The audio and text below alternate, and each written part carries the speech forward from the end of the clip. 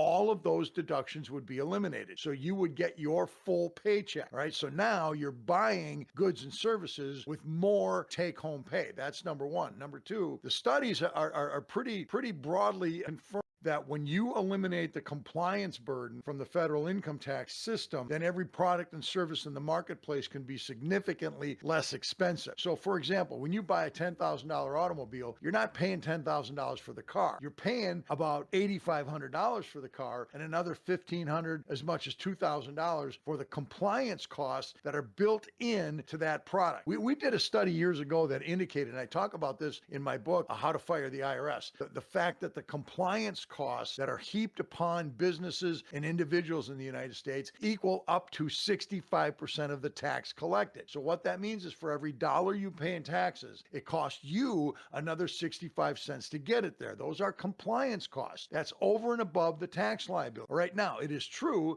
that individuals, especially individuals that file a simple tax return with just a W-2, are not incurring a 65% compliance cost. So those costs are disproportionately loaded on businesses, particularly small businesses, well, all businesses in general. Businesses that have employees have to withhold the income tax from the employee. They got to do the accounting. They got to pay it over to the IRS. They got to file 5 income tax returns, or I should say employment tax returns, 4 941s, 1 940. They got to file the W-2s and W-3s at the end of the year. All of this reporting and record carries significant costs that, of course, are not reimbursed by the IRS. Businesses incur these costs, and that's where the compliance burden comes from. So when the businesses no longer have those compliance costs, those costs go away, is every product and service in the marketplace can be less expensive as a reflection of the business's savings on those compliance costs. It'll save the businesses money in the long run, which will lower the prices in the long run, even though the sales tax will kind of eat into that margin. Now, there's no question about it.